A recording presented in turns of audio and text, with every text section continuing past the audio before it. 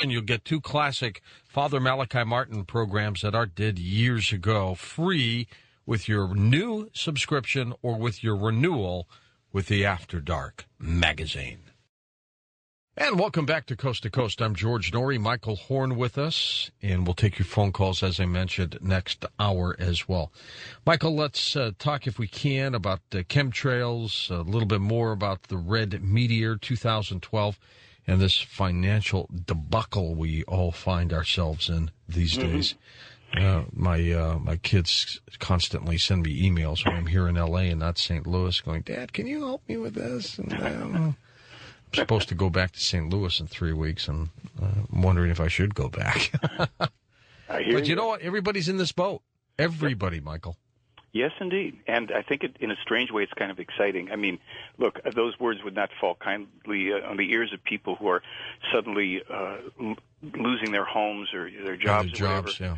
But the thing is, we are in it together, so we have to be resourceful. And I mentioned in the first hour that, I have a film with these young women in it who all overcame really horrendous stuff: abandonment, illness, sexual abuse, rape, alcoholism. I mean, and most of the girls are just in their 20s.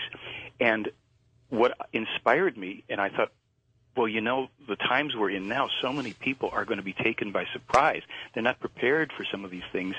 At least we've got 5 young women who are just in telling their own truth, are showing how to take responsibility and not be overcome by what otherwise will overcome us. So, I just try to, everything I'm doing right now, I'm trying to connect to the core of this case as I know it, and it's such a simple message. And goes back to what you were asking about, why don't they do this for us or do that? It's about us. We have to take responsibility, and we're up to it if we choose to be. In the book of Revelation, Michael, they talk about wormwood, which we have had a number of people come up with their own interpretations of wormwood.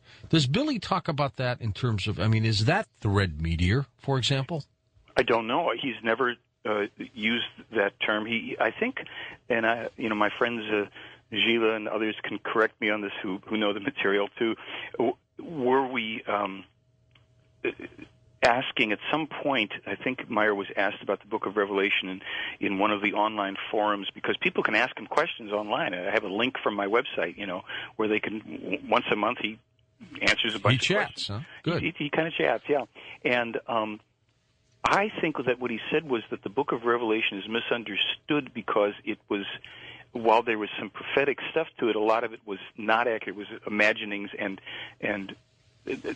we're not getting the exact thing. I had mentioned before that there were 6 prophets before the biblical prophets, and it was these particular prophets who, to best of my understanding, did get the accurate prophecies and predictions for the future times, including and especially the ones we're in now. So that's very much what is discussed in the case. There are on my website the original prophecies of Elijah and Jeremiah, as well as Enoch. It's called the Enoch or Enoch prophecies. So if we want to know what they are sourcing or what their reference point for events to come, those would be the prophecies and or predictions that are, I don't want to use just the word authorized or authored, but are directly connected to this case.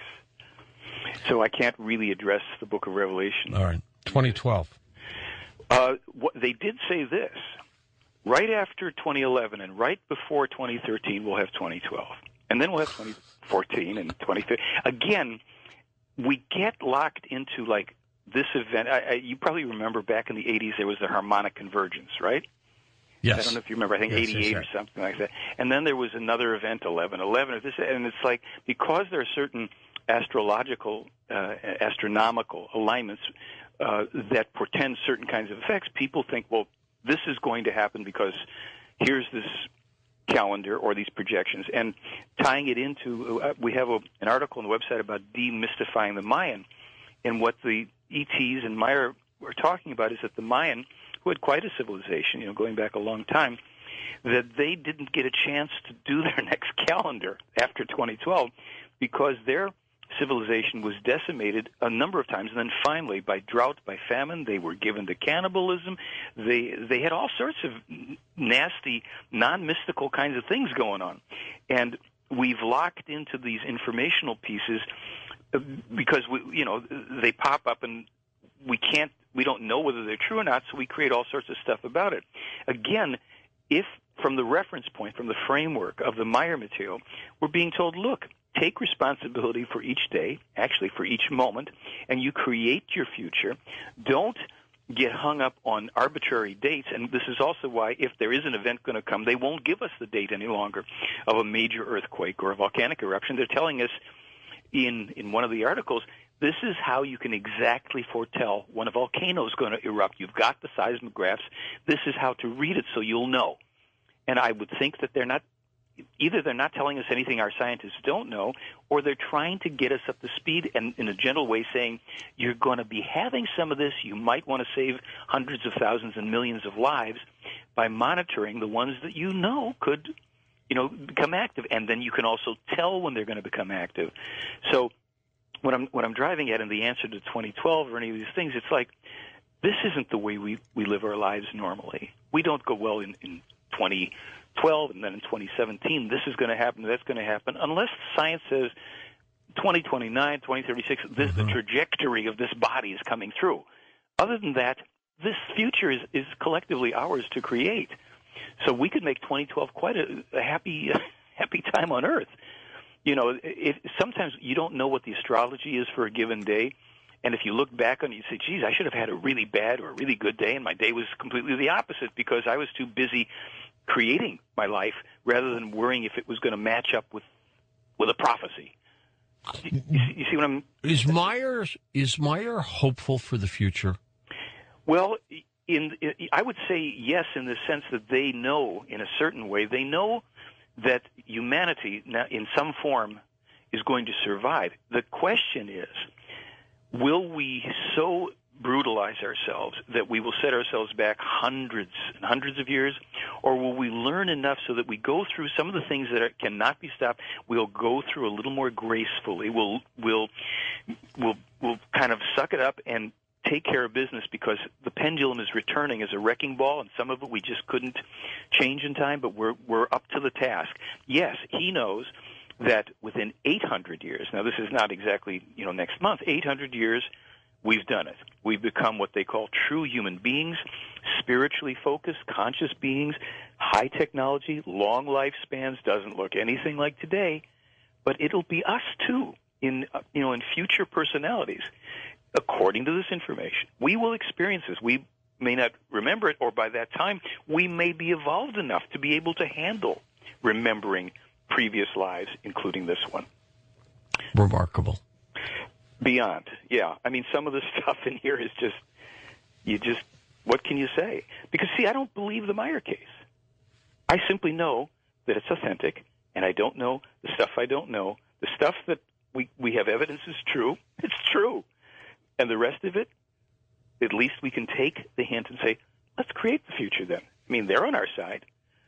He's on our side. They want that. Why would anybody go through all this ordeal? Why would one man endure such brutalization in his life, such attacks, such vilification? The worst attacks come from the UFO community now. Have his contacts slowed down at all? Well, I don't know. I mean, they're still regular. He still has regular contacts, and every month, from what I understand, although sometimes they'll tell him, we're going on vacation, we'll see you in 2 months. It's kind of like we're people too, and we're deciding to trip out over there, and, we'll talk to you later. Because I think the majority of the work that they intended, the information that they intended for the mass of humanity has been fulfilled.